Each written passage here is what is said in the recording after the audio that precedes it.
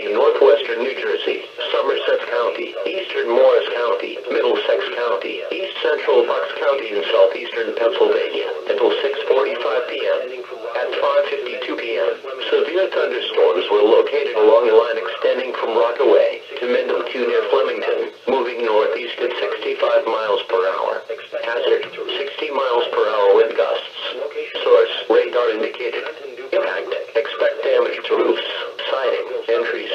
Locations impacted include Trenton, New Brunswick, Perth Amboy, Morristown, Somerville, Somerset, Edison, Aldbridge, East Brunswick, Bridgewater, South Brunswick, Saraville, North Brunswick, Ewing, Carteret, Dover, Madison, Middlesex, Princeton, and Florham Park. Areas of damaging winds are expected along the fast-moving squall line. For your protection, move to an interior room on the lowest floor of a building. Repeating, a severe thunderstorm warning has been issued until 6:45 p.m. for the following counties in New Jersey: Hunterdon, Middlesex, Morris, and Somerset.